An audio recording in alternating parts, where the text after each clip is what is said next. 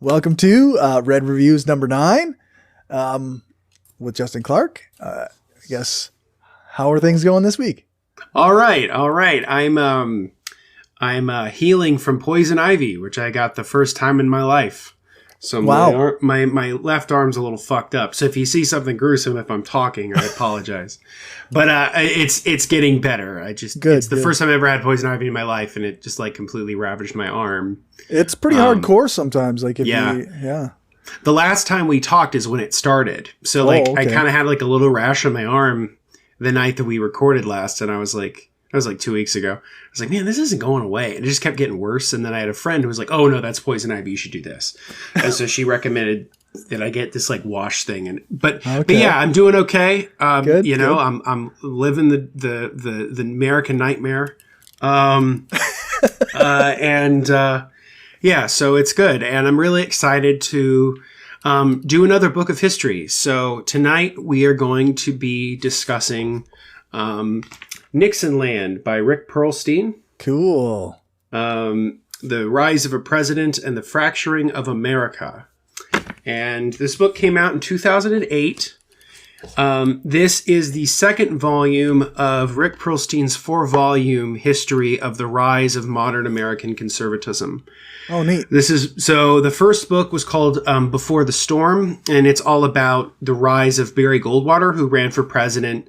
He was the senator from Arizona. He ran for president in 1964 and got completely wiped out by Lyndon Johnson. Okay. But he was sort of the progenitor of the, conservative movement. And then this book, as the sort of title and the picture implies, is all about Nixon. Right. President Richard Milhous Nixon, who was the 37th president of the United States. Literally the worst. Literally the worst. Truly one of the worst. One of the great ways to describe him is a serial collector of resentments, which is how Perlstein describes him in the book. So Nixon was president from 1969 until his resignation in 1974.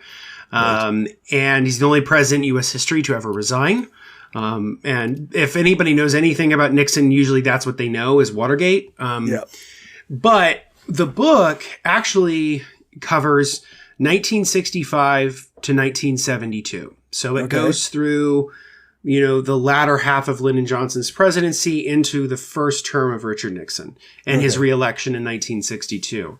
Richard Nixon was elected in 1968. He ran against Hubert Humphrey, who ran in a Democratic primary, who was the Democratic nominee, but had not won a single primary. Okay. The party bosses chose him to be the nominee after the untimely death of Robert F. Kennedy, who was running for president in 1968 and was assassinated after winning the California primary. Most people think that had Kennedy lived, he would have been the nominee, and I think that's probably true.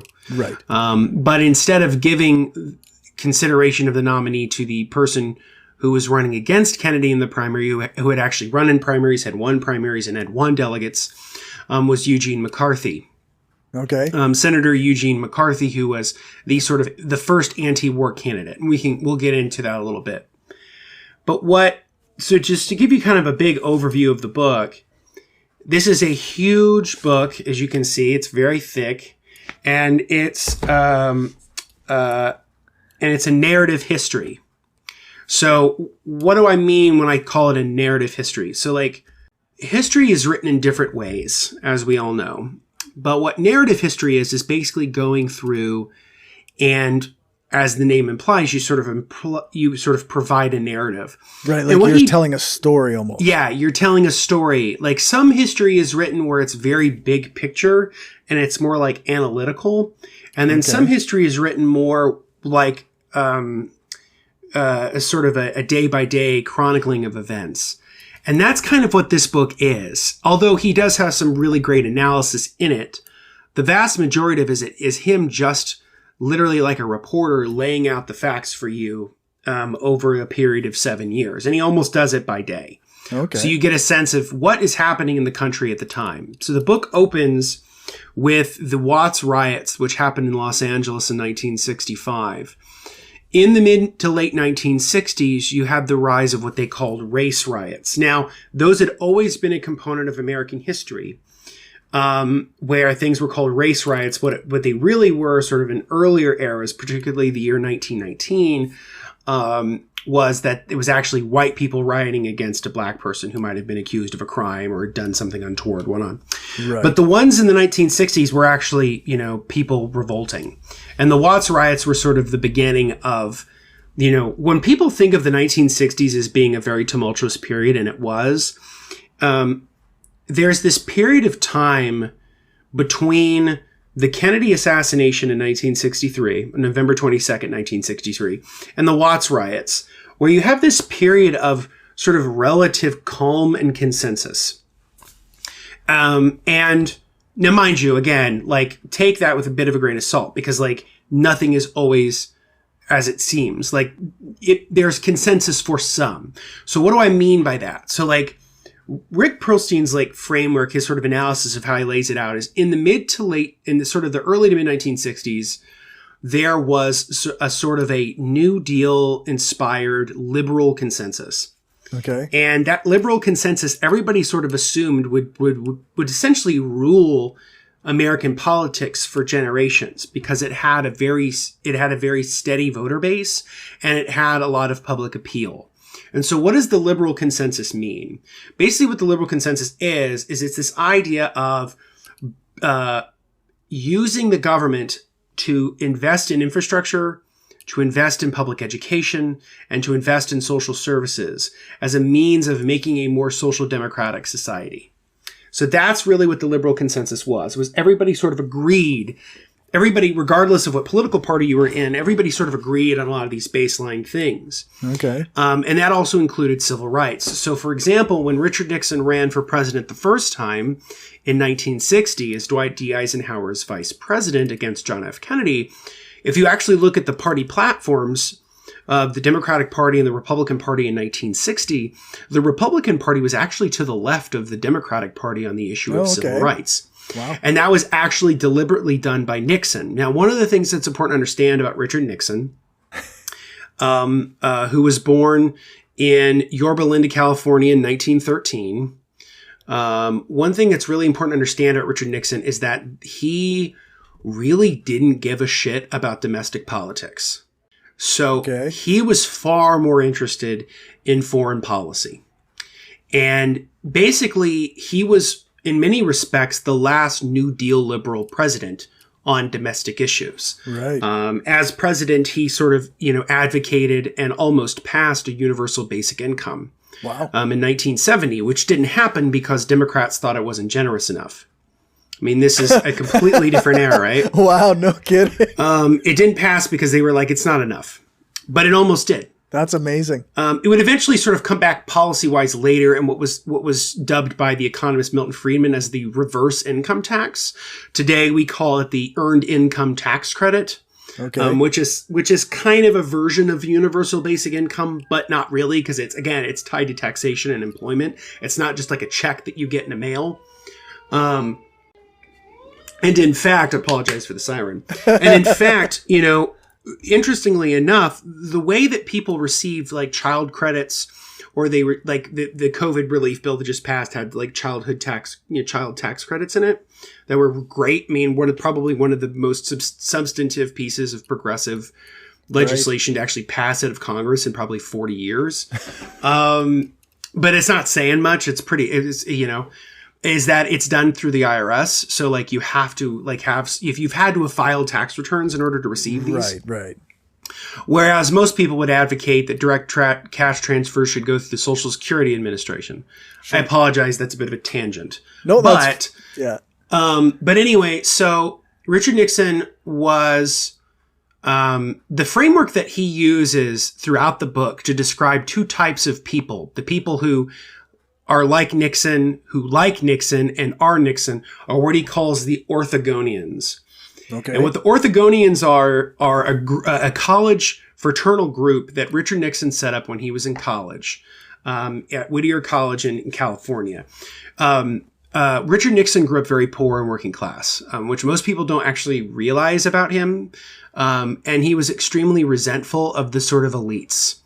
And some of that sort of bubbled over into outright anti-Semitism. Right. There's on the White House tapes, there's all kinds of stuff of him, saying, anti-Semitic stuff. I mean, he referred to his national security advisor and future Secretary of State, Henry Kissinger, as my Jew.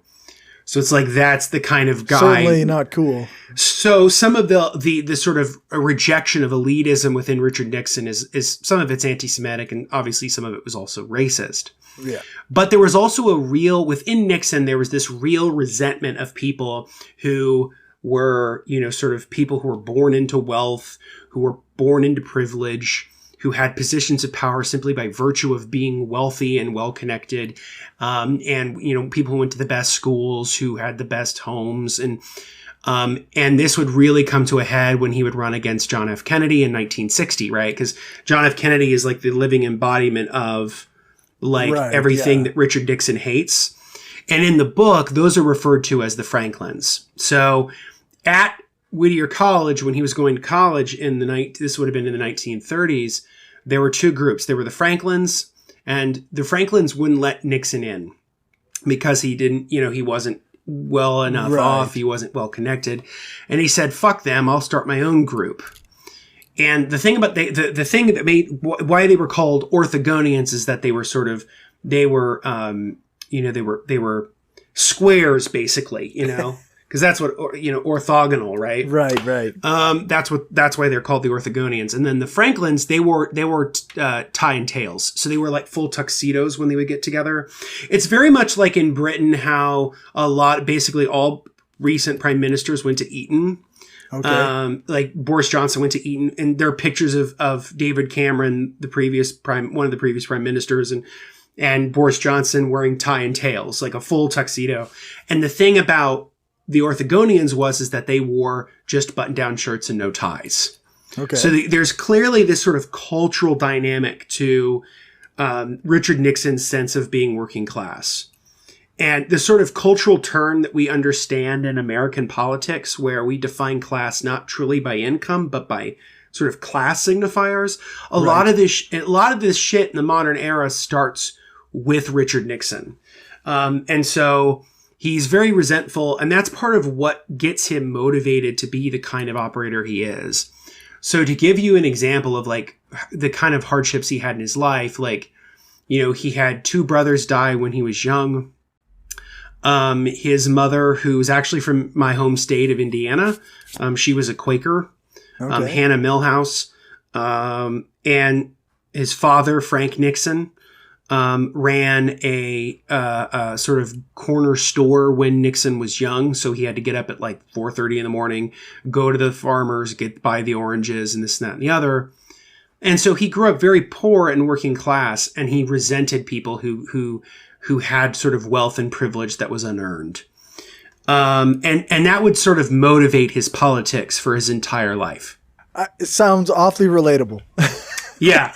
Right? Like, except for the anti-Semitism and the racism, yep. like the resentment of the elites. I can be on board with that.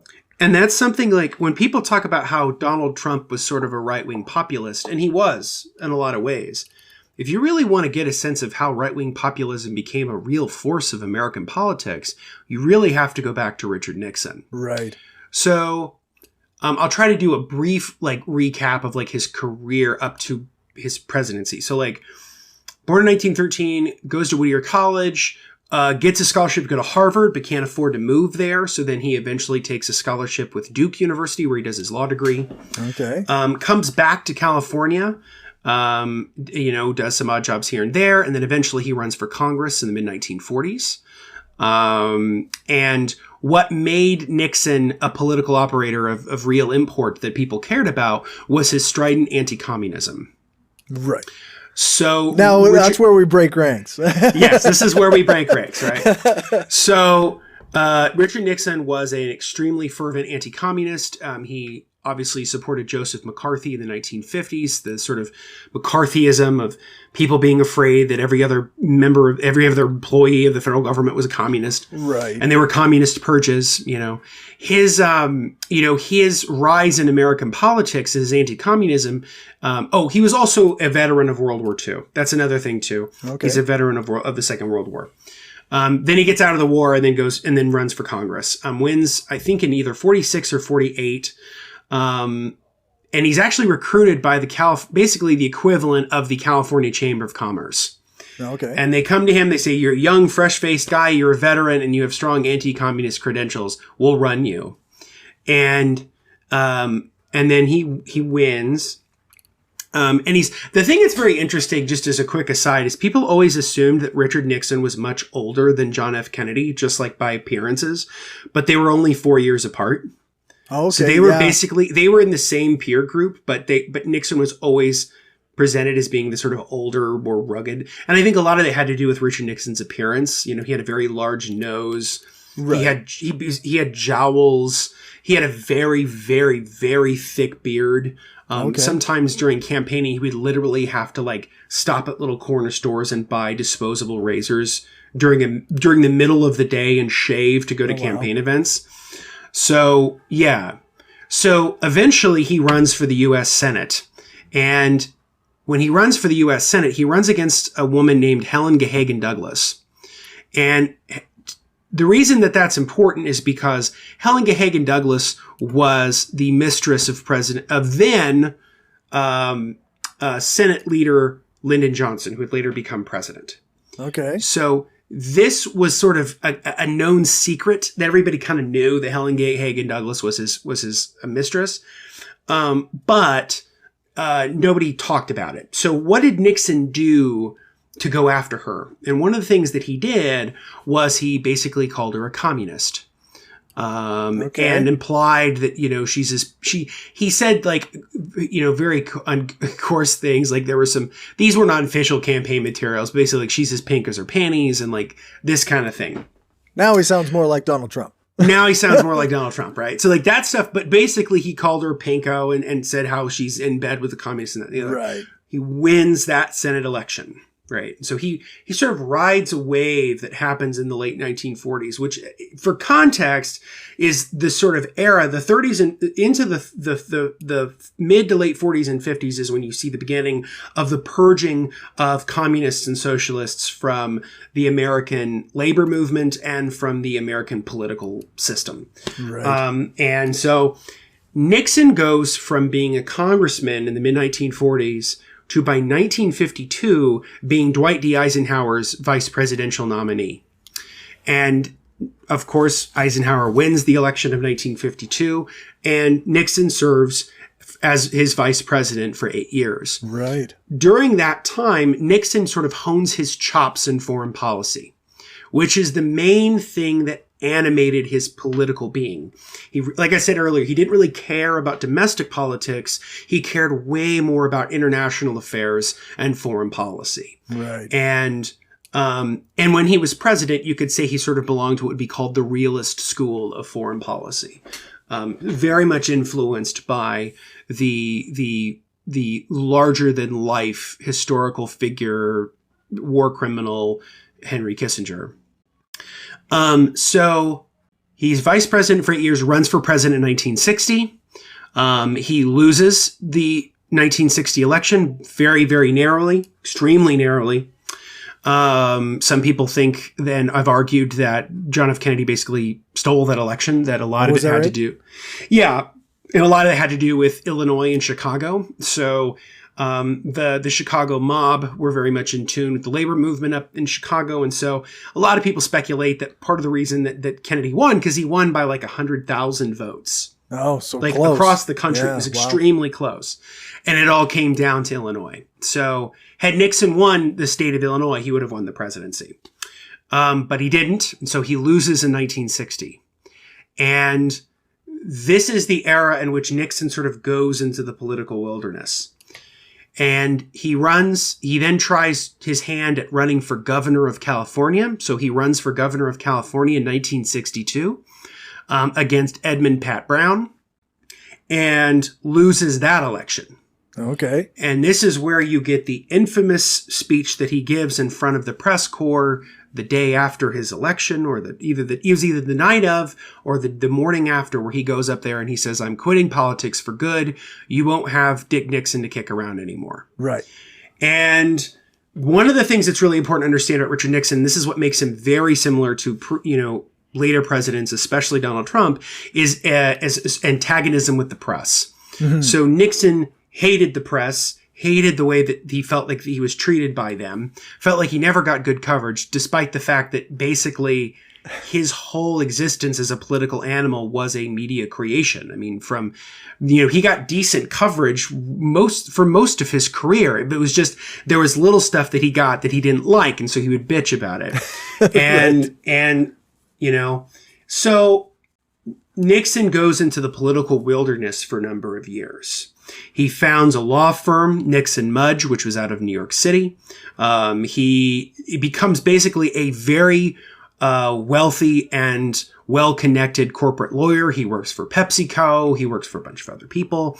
And it's here that he starts to build this sort of architecture for another run. And so he basically campaigns in 1966 in the congressional midterms, and he goes to every fucking bumfuck place in the country for Republican candidates who would win back, I think, the House in 1966. And so it's him basically calling in, like, putting in little feelers like, "I supported you in 66. What are you going to do for me?" So it was a lot of that. Like actual politics. Like actual politics. Like right. Him going out doing that, right? And what is happening in the mid-1960s that has galvanized different sides of the political era in America? It's the Vietnam War. Okay, yeah. And so the Vietnam War is this sort of overarching problem and sort of political policy, a policy choice that has sort of dogged, at this point, Truman, Eisenhower, Kennedy, Johnson, at this point, 4 presidents. Right. So, yeah. So the Vietnam War, that was a thing that was kind of, the U.S. was involved all that time?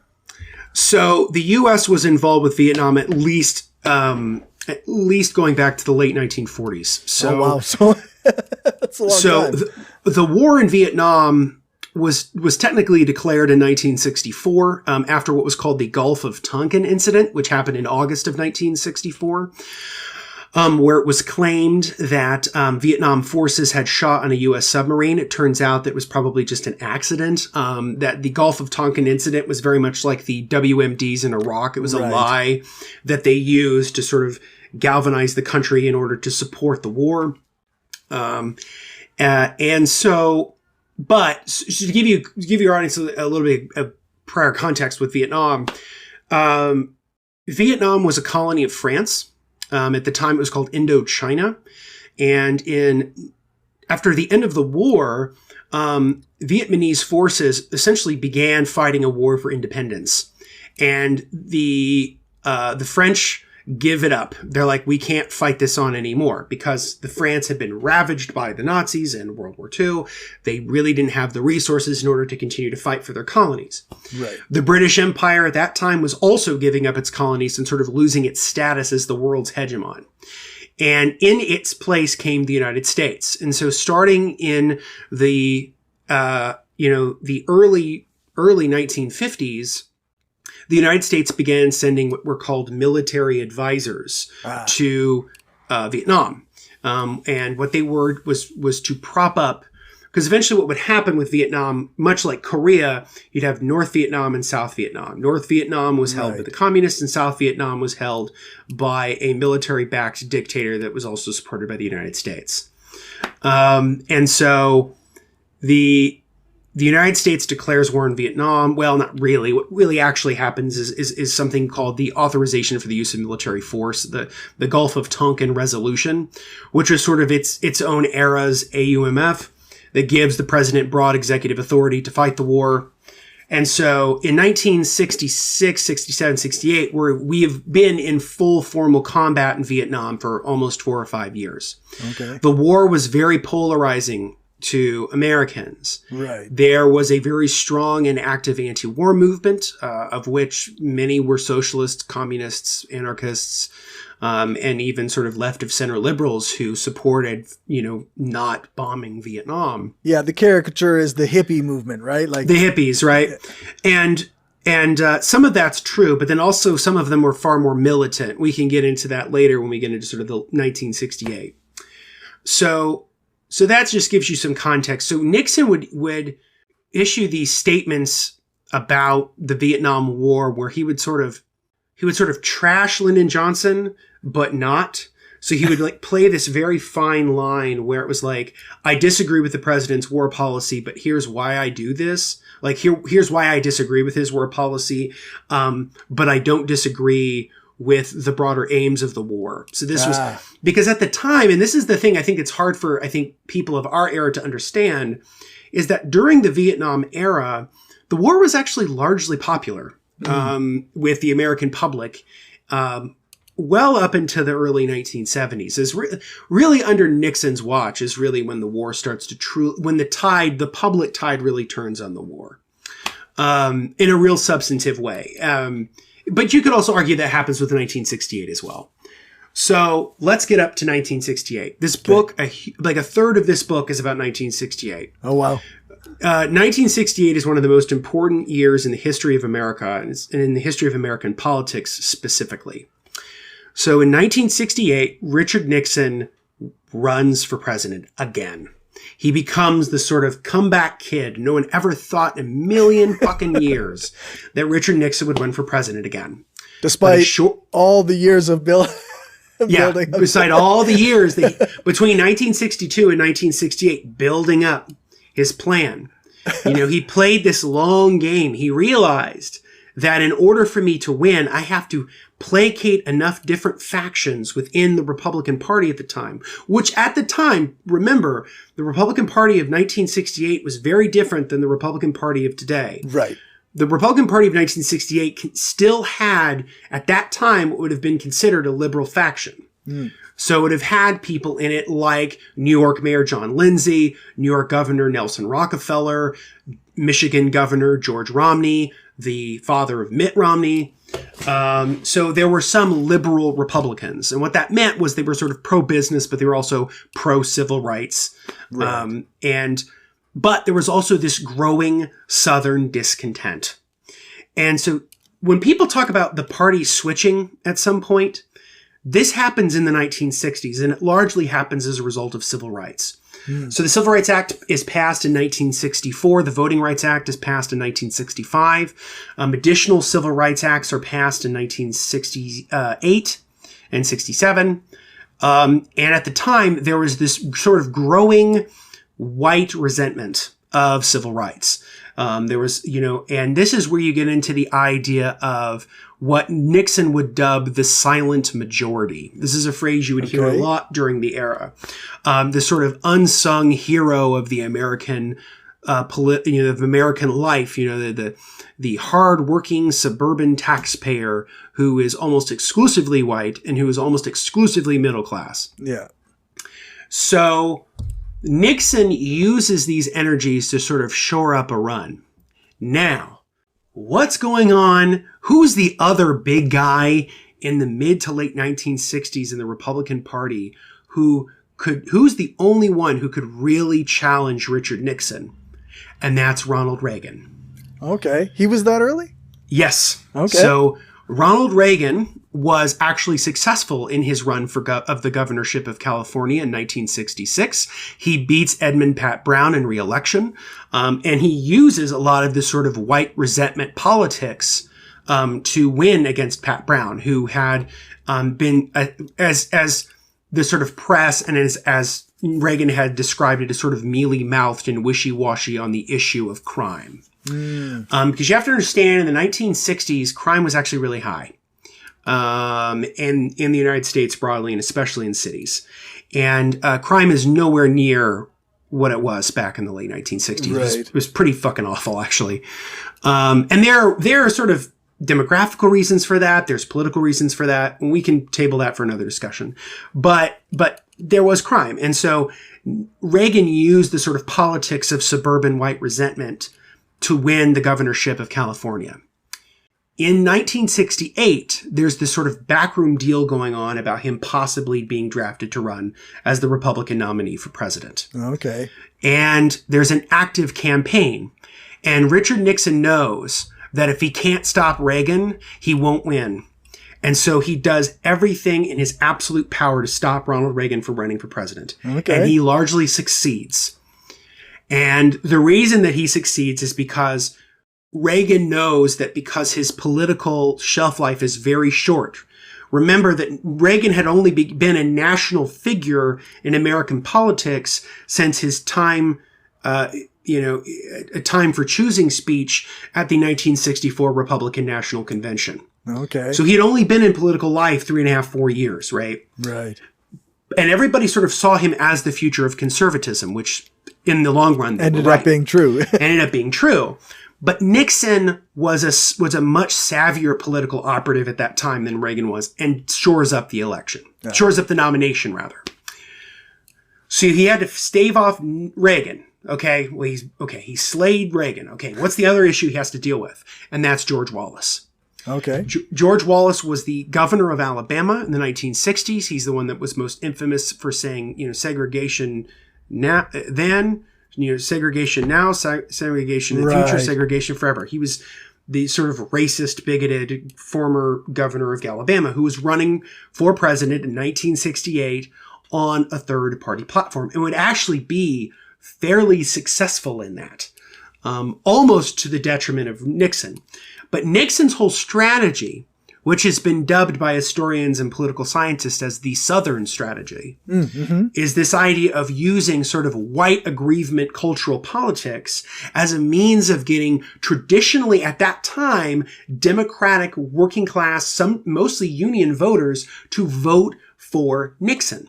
Right. And so that's what they did. And so everything that Nixon did was in service of this sort of white grievance identity politics. Right. This was kind of the, if I might be mistaken, but I seem to recall this being like the rise of the dog whistle. Absolutely. So one of the big dog whistles at the time was the issue of busing. So busing was the policy that in order to integrate schools after the 1956 Supreme Court decision in Brown versus Board of Education, where schools had to be desegregated with the phrase in the decision, with deliberate speed. And one of the ways that the federal government thought that they could do this and work with state governments was the issue of busing, where basically you would bus people to different schools in order to make them more integrated. Right. And white suburbans hated this because their whole argument was, I moved to the district, I pay my property taxes to go to send my kid to the school I want to, not to some school halfway across town that's shittier where all the black kids are. I don't want my kid with a bunch of black kids. I mean, that's basically the argument of a lot of these white suburbanites. Yeah. Busing is one of those ways that you could talk about racial as like sort of racialized language without being overtly racist. And Richard Nixon definitely played into this, although at the time, Nixon probably had the most sort of moderate or sort of vanilla version of it. The most fervent versions of this came from people like Reagan or George Wallace, Senator Robert Byrd, and also in the early 1970s, then Delaware Senator Joseph Biden. Who was against busing, which I think came up in the 2020 primary. It might have. With his now vice president. Which goes to show you how long Joe Biden has been in politics, is that he comes up in this book that took place 50 years ago. Where everybody else is dead. Or everybody else is dead, right? Well, his political mentor was Senator Robert Byrd, who was a member of the Ku Klux Klan and was the man who filibustered the 64 Civil Rights Act. That's not good. But anyway, so Nixon placates Reagan, and he placates enough of Wallace's supporters to win the presidency in 1968. Now, briefly, I will mention, Well, that's the Republicans. What's going on with the Democrats? So when we want to talk about the modern era and how the Democratic Party seems to be completely adrift and doesn't really have much of an ideology, and they don't really have a working class base anymore, and they seem to really be just like the party for like identitarians and sort of liberal identitarians and bankers. It's just the avoid the Republicans party. It's the avoid the Republicans party.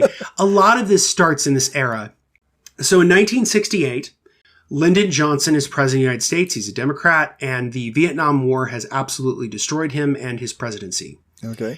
And in the late March of 1968, he gives a speech on television where he says, "I shall not seek and will not accept the nomination of my party for another term as your president," which was a pretty bombshell thing. Lyndon Johnson had wanted to be president his entire life. It was the only thing he'd ever really wanted, and he loved being president until Vietnam essentially consumed him.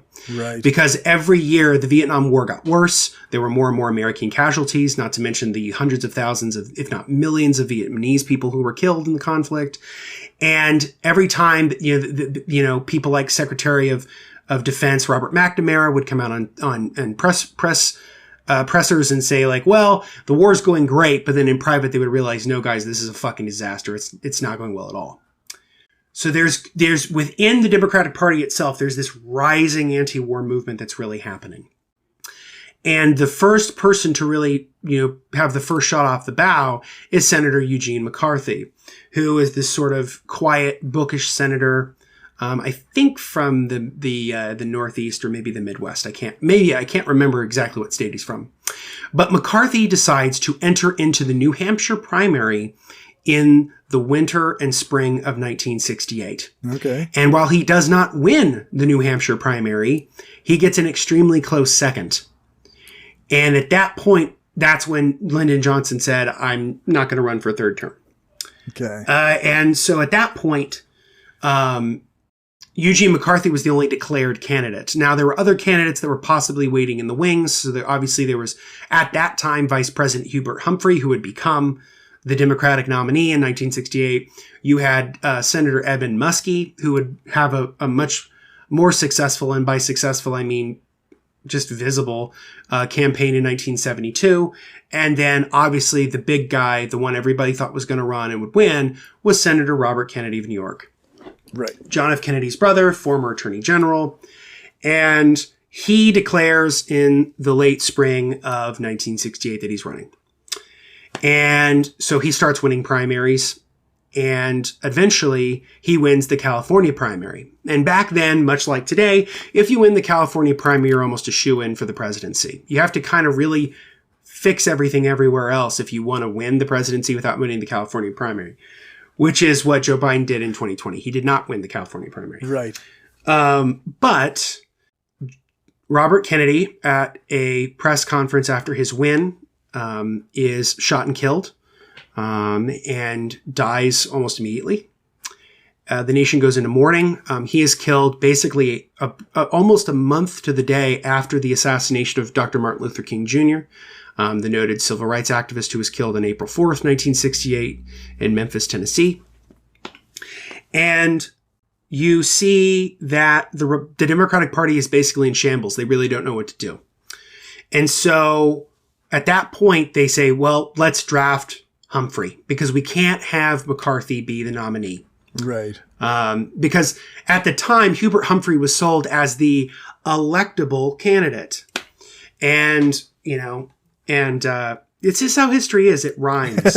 Right, yeah. And so he is drafted as the Democratic nominee without winning a single primary, without competing in a single primary. They just said, you're the guy. You're the guy. And a lot of that had to do with Chicago mayor and Democratic political boss and Democratic Party boss, Richard Daley. Okay. Who was very tied in with the unions. And so they supported Humphrey. And in 1968, Richard Nixon wins the presidency. And he wins, ironically enough, with a very narrow popular vote margin. He wins by about, I think it's somewhere around 300,000 votes. I mean, he wins by, or even less than that. A very, very small margin, very much like in 1960. which goes to show you the sort of divisions that are happening at that time. Right, yeah. And he ran on a platform of sort of, ending the Vietnam War with honor. Because what's interesting in this whole election is that the Republican ran as the anti-war candidate, essentially. So Nixon sort of ran as the anti-war candidate because Humphrey, who was Lyndon Johnson's vice president, couldn't really talk too much shit about the Vietnam War policy or Lyndon Johnson while running. He would eventually do it in like September, October of 68, but that was too little too late. Right. One quick side note that's important is that one of the political operatives who was instrumental in the election of Richard Nixon was his media strategist, the guy who made him palatable for television. Because Richard Nixon knew after the defeats of 1960 and 1962 that I cannot win an election unless I'm good on television. Right. And so he hires a young guy who would become very popular. It's not true. Infamous. He would become extremely infamous later on. And that is Roger Ailes, who was the head of Fox News later on. But he was his television guru. There were a lot of people who worked on the Nixon campaign in 1968. He was one of them. Lee Atwater was another one who would go on and work on George H.W. Bush and Ronald Reagan's campaigns. Roger Stone, who was in the news a lot with Trump. And Karl Rove, who was George W. Bush's advisor and campaign manager and sort of guru. Yeah, these are all names that I recognize. They're all scumbags. But yes, they all sort of start cutting their political chops during the Nixon campaign. Yeah. The other thing I want to mention, because obviously we're a podcast devoted to leftism and radical politics, is that while all this is going on, there is an extremely radical current of American politics. So you have at this time the emergence of a more militant form of the Black freedom struggle. So the emergence of the Black Panther Party, and then the emergence of certain Maoist sects. Okay. Which would eventually sort of boil over and become, one of them at least would become what was known as the Weather Underground, which was this radical political group that who did terrorist acts in the 1970s. Okay. Most people who know about the Weather Underground know about it because of one of the leaders within the Weather Underground was a friend and advisor to Barack Obama when he was a young organizer. And so that was a big story, was that Obama was tied to the Weather Underground. But anyway, so you have that. You have 1968 in a nutshell. The Democratic National Convention that happens in Chicago in 1968 led to some of the most violent police altercations in American history, where protesters outside of the convention in Chicago were beaten and clubbed, some to death, some had horrible injuries. Right. And it led to full-blown chaos in the summer of 1968. And much like today, the sort of American left was largely ignored, and it didn't have the kind of power that it had once had in sort of like maybe like the 1930s or 40s. And when I say the left, I don't mean liberals. I mean like actual like communists or socialists. And so, you have that. You have Ronald Reagan was the governor who fired Angela Davis from the UCLA. Okay. Angela Davis, the famed author, intellectual, and political dissident here in the United States, who was accused. Yeah, leftist hero. Yeah, she was a member. She was a member of the Communist Party. She was for a time loosely affiliated with the Black Panthers, but she actually left the Black Panthers because she had issues with their take on gender, and became more affiliated with just sort of the Communist Party. She would be fired from her teaching position at UCLA. By Ronald Reagan, and because Ronald Reagan is the head of the University of California system. The governor serves as the head of that system, or at least it did in 1960. What would have been 1969, 70, somewhere around there. Definitely wouldn't be beneficial to be a communist during that time when Ronald Reagan Exactly, right. When Ronald Reagan is governor, right. One of the things that people always mention about Ronald Reagan, where people try to sort of retcon his political history and sort of paint him as being more liberal than he actually was, where they say, well, he signed an assault weapons ban when he was governor of California. Well, there's a very deliberate reason for that, which is because of the Panthers. Yeah, yeah. The Black Panthers believed in armed militant struggle, and they actually carried assault rifles into the California State House in Sacramento. And of course, suburban white people were fucking horrified. And that's why they passed a sort of weapons ban in California. So there's all this radical energy going on at the time. You have the anti-war movement. You have the sort of, like I said, the militant Black freedom struggle. You also have the emergence of the women's rights movement and women's autonomy. And then obviously the beginnings, the sort of stirrings of the LGBTQ rights movement. So all these are going on at the same time, and they all become enemies of Richard Nixon, who takes office as president in January 20th, 1969. And for the next 4 years, he sort of does domestic policy placating, foreign policy maneuvers, and then tries to use every arm of the federal government to go after dissent. So one of the things that was unique about Richard Nixon's foreign policy was that it was largely done out of the Oval Office. So his Secretary of State, I think, and his Secretary of Defense, these high-ranking cabinet officials who should have been really in some of these more high up policy meetings or decisions about the Vietnam War or about relations with the Soviet Union, they were largely left out of the loop. And most of the foreign policy was done by Richard Nixon and his national security advisor, Henry Kissinger, who had come onto the campaign in 1968.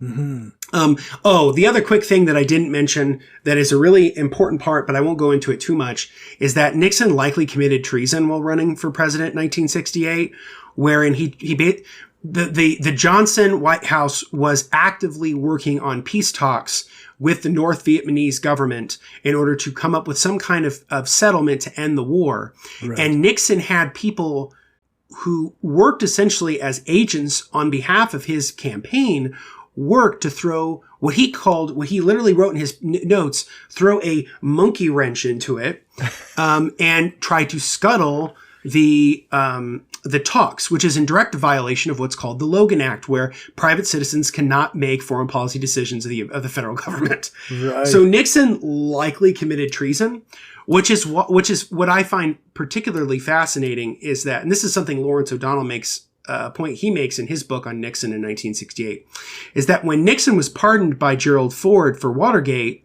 the pardon that Ford offered him was for any crimes or misdemeanors made between January 20th, 1969 and August 8th, 1974. So pre that. So anything pre that was fair game. And so O'Donnell makes the point of saying that Nixon lived the rest of his life knowing that he could have been charged with treason. Right. So, but yeah, so like he almost likely committed treason. I mean, he did. I mean, there's historical evidence to go into this. Recent Nixon biographer John A. Farrell has talked about this. He wrote a really great excerpt about it in the New York Times when the book came out, I think 4 or 5 years ago. But yeah, so on top of being a liar and duplicitous shithead, Nixon was also a traitor. So you have all that. Not terribly surprising that he added that on top of all the other shit. Yeah. I mean, honestly, compared to what he did in 1968, Watergate looks like a tea party. Right. I mean, he did far worse shit before becoming president than he did when he was. So the Vietnam War raged for another 6 years. It would formally end in 1973, but the conflict would continue at least until 1975, and that's when the last of American troops were kicked out of Vietnam. And then the country was unified under a communist government, which still is in place today. But his Vietnam policies were not working, but he really wanted to make them work, and he had this policy that he called Vietnamization, where he argued for moving increasingly more of the military burden onto the South Vietnamese army. Okay. instead of having U.S. troops do it. But troop levels continued to rise, deaths continued to rise, and the public began to really turn on and sour on the Vietnam War, and particularly Nixon's handling of it. And his polls start to dip and everything like that. And so in 1972, he decides to do a couple of things that boost his opportunities in the 1972 election. The first is that he says he has his domestic policy advisors essentially craft a series of economic policies that would help the country sort of get out of a mild recession, which was happening in sort of 71, 72. The other thing that he did on the foreign policy front was his historic trip to China, which happens in 1972, which is where you get the adage from Spock in Star Trek where he says only Nixon could go to China. Right. So Nixon visits the People's Republic of China in 1972. It's the first time a sitting U.S. president had visited the communist-led government there. He does meet with Chairman Mao and starts the beginnings of what would be a deep diplomatic relationship between the United States and the PRC that exists to this day. And that became a large triumph for him. People were surprised, but they took him seriously because of his anti-communism. Mm-hmm. So let's get into, and I know this book is so big and there's so much in it, but I will finish with 1972. Okay. 1972, Richard Nixon runs for re-election. And he's at that time he was popular, but not as popular as he could be, but he's on fast track to winning re-election. Right. And largely because the Democratic Party is in complete and utter shambles.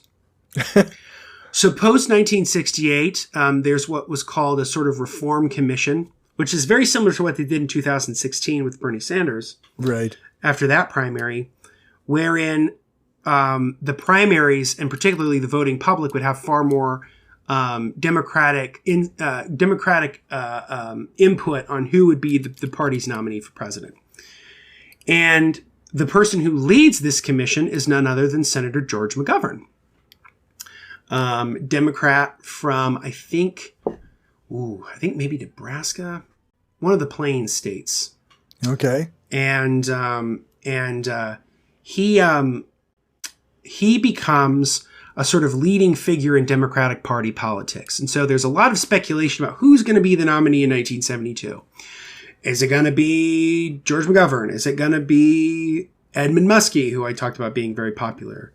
Or Senator Edward Kennedy, Ted Kennedy, the youngest of the Kennedy brothers, senator from Massachusetts. Nixon was trying to rig it so that it would be Jesse Jackson, so that he could run against Jesse Jackson, sort of use that white resentment even more. Yeah. And so eventually what happens is the primaries continue on. Largely the Vietnam War is a big part of them. And George McGovern wins the Democratic primary. And this is kind of a watershed moment in American politics, because this is, to me, the nomination of George McGovern is really the beginning of the shift of the Democratic Party away from being a sort of working class, culturally and politically party to being the party of sort of more well-educated people and minorities, because those are the people who supported McGovern and helped him get the nomination. And the party basically changed under his influence. Nixon is far more successful in 1972 with placating George Wallace. I mean, that and an assassin's bullet. But there was an assassination attempt on George Wallace when he was trying to run for president again in 1972 that would leave him, I think, paralyzed from the waist down and put him out of action. And the world is better off for it. And the world is better off for it. Although I will say this about George Wallace. Doesn't make him a good person. But later in his life, he recounted and denounced his previous career and laid out that he was wrong, and then he apologized for it. Which is something people don't remember about George Wallace. Right. I mean, he was still a scumbag, but he sort of realized later in life that he was a scumbag. Maybe taking a bullet in the spine will do that to you. Maybe, yeah. but he sort of realized, hey, I was wrong or whatever. Wow. But anyway, Nixon was able to sort of placate that vote because he was afraid a lot of them would go to the Democrats. Well, they didn't. So how does Richard Nixon win both of these elections? And especially 1972, because he wins re-election in 1972 in one of the largest, if not the largest, electoral college landslide in American history. He wins every state but one. Wow. I think the only one he didn't win was Massachusetts, which is the only one that McGovern got, and it wasn't even his home state. So Richard Nixon won by, I think, like 60-something% of the vote in 1972. Jeez. Yeah. Which is why it's always so weird when you hear that what was happening in 1972 there was a group who broke into the Democratic National Committee's headquarters in the Watergate Hotel and tried to do what was described by the press by Nixon's press secretary Ron Ziegler as a third-rate burglary. And this event, this little minor event, which happened around the same time as some Vietnam peace talks, and when the Washington Post first printed about it, and same with the New York Times, it was just like a little column about these guys breaking in. Right. That would eventually become the scandal of Watergate and would eventually lend to the end of Richard Nixon's political career. And in fact, one of the captions in this book, when he won election in 1972, the Democrats continued to hold both houses of Congress. And so Perlstein writes, Nixon won the 1972 presidential election in a historic landslide. He responded like a defeated man. His congressional coattails were short.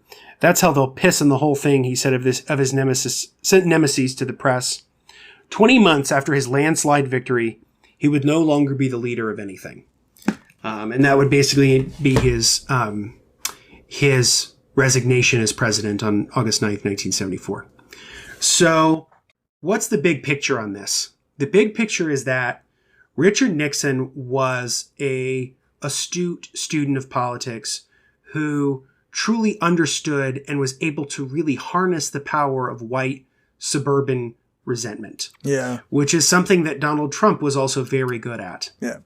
And I think for us, what the big takeaway is that the sort of right populism of today, this sort of cultural shift where what's deemed working class is sort of set by cultural signifiers rather than economic indicators.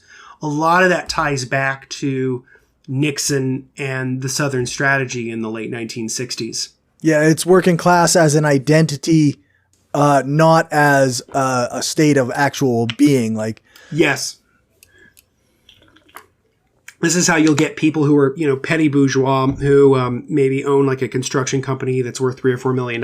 Yeah, that consider themselves blue collar. And they consider themselves blue collar working class when they're totally not. And that was sort of the contingency. That was the constituency of the Nixon. But he also got a lot of union support. The unions some unions definitely backed Nixon in 1972 because they sort of saw the Democrats as being waffly, and they supported the war. So most of the unions supported the war, including the AFL-CIO. So, yeah. So Nixonland's a great book. It's incredible narrative history. I've truly only in an hour just scratched the surface of all that he packs a lot in this book.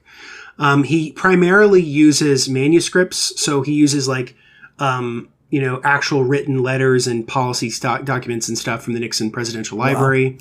But he also uses a lot of newspapers and magazines to get a sense of the cultural zeitgeist. What are people, so in the book, he also talks about what people were reading. Which turns out to be a lot of apocalyptic shit in the 1960s and 70s, which is very similar to today. Or, he talks a little bit, obviously he talks about the fashion. He talks about what's going on television. He talks about the sort of generational divide. He talks about music and art and all that stuff. Because obviously we're talking about the late 1960s. So it's like Woodstock and San Francisco and all that kind of stuff. There's a lot going on. There's an incredible amount going on. What I think I want people to take away from this is that the book is a lot about how, and I think the last sentence of the book is great because I think it lays out perfectly what the sort of thesis of the book. He says, do Americans not hate each other enough to fantasize about killing one another in cold blood over political and cultural disagreements? It would be hard to argue they do not. How did Nixonland end? It has not ended yet. And so a lot of the political and cultural divisions that happened in the late 1960s and early 1970s that are recounted in this book are still very much in vogue today, and are, I think, only heightened with the passage they're just of time. amped up, right? I think so. So, this is an incredible book. Maybe in the future we will do reviews of the last two books in the series. The next book in the series is called The Invisible Bridge, and it covers the end of the Nixon presidency, Watergate, his resignation, Gerald Ford's time in office, and the election of Jimmy Carter, and the very contentious 1976 Republican primary where Ronald Reagan ran against Gerald Ford. And then the last book, which is called Reaganland, which is all about the Carter presidency and then the election of Reagan. So, okay. So the next two books are more about Reagan than they are about anything else. Right. Reagan's but a minor figure in this book, but becomes a major player in the next two. Wow. So yeah, an incredible book. I think Rick Perlstein's excellent. As a trained historian myself, I'm very impressed by his really good use of narrative flair, and you really feel like you're there, like you're kind of reading it as it's happening. Wow. But he also has a lot of good analysis too about sort of the divisions and the sort of cultural politics and all that. So I highly recommend the book. I think people should check it out. It's big, but it's not hard to read. It's very easy to read, and it's very fun. He's really good at turning a phrase. Cool. And I highly recommend it. Awesome. This makes me want to read it, but obviously I don't have the time for that. So.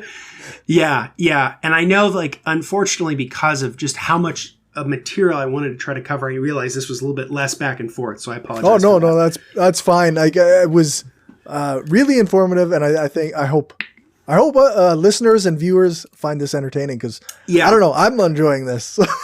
Thank you. Yeah, I love political history. I always have. So even though I'm not really cued into party politics much anymore, I love reading about the history of the parties and how they changed, where they made mistakes. Because quite frankly, I think that the Democrats have never really recovered from 1968. I think that ghost hangs over them. And then the ghost of Reagan does too. And they both do a number on how the party basically acts today. Yeah, that sounds right. And the sort of rightward turn of American politics. Yeah, that sounds right to me. So do we know what we're covering next time? Next time we are covering, let's see real quick. Next time we will be covering Black Shirts and Reds by Michael Parenti. Nice. So we will be doing one of my favorite books. The book that probably more, outside of reading Marx and Lenin, made me a Marxist-Leninist. So I love Black Shirts and Reds. Cool. And I look forward to, going back and talking about Parenti again on the podcast. Yeah, for sure. I guess I'm going to have to ask you where to find your stuff, but first I want to say thank you to our single Twitch viewer. Yeah, we got a Twitch viewer. All right. Somebody sat with us this entire time. So that's awesome. I thank you so much for watching. I really appreciate it. I hope that you weren't bored to tears by sort of intra-party debates in the 1960s. All right. So where can people find more from you? They can find me at justinclark.org. That's my website. And then my Instagram is justinclarkph for a public historian. And in terms of new stuff I've got coming out, I have a new essay probably coming out sometime in September or October in the Truth Seeker magazine on the friendship of Robert Ingersoll and Eugene Victor Debs, the American socialist. So I'm working on that. It's been really fun putting that one together, and I look forward to getting it out. And yeah, so that's where you can find me. And then also, I'm a candidate member of the Party for Socialism and Liberation. And if you're interested in learning more about the Party for Socialism and Liberation, I highly recommend you check them out. They're great. And you can find them, I think, at pslweb.org. That sounds right to me. I looked up their website after the last time. So. Right on. Well, thanks again, and I guess talk to you in a couple weeks. Thank you. All right, that's all, folks. Thanks for watching and or listening. Remember to share this show with your friends and on the social media site that you use the most. I want to say thank you again to everyone who supports this show on Patreon. It's really appreciated, and it helps me spend more time on this and my other projects when I'm not at work, so that I don't have to work as many gig hours. If you want to contribute, you can do that at patreon.com/skepticalleftist, or you can buy me a coffee at buymeacoffee.com/skepticallefty. If you can't contribute financially, then a 5-star rating and a review on your podcast app of choice or one of the podcast review sites like Podchaser would be great. If you want to find more from me, then you can check out the show notes or check my Linktree. That's linktr.ee/skepticalcorey. You can find all my social media stuff there, as well as links to my other shows, which include Skeptarchy, which is a panel show I do with some very smart people. From Many People's Strength, which is a show about Saskatchewan politics. And a new project I'm involved in that's called the Atheist, Humanist, Leftist, Revolutionaries with my friend Damien Marie at Hope. My Twitter is @skepticallefty, and my Facebook page is the Mind of a Skeptical Leftist. Or you can send me a friend request, which is facebook.com/cjbrainstorm. I accept most friend requests. You can also email me at mindofaskepticalleftist@gmail.com. And if you want to be a guest on the show or know someone I should reach out to, then feel free to let me know. You can book interviews in my available time slots on my Calendly, which you can find on my Linktree. Thanks so much for listening, and let's just all try to be kind to other leftists and to all people, and even if we think they're wrong. The battle that we are fighting is an uphill one and has many obstacles, and we will need all the comrades we can get.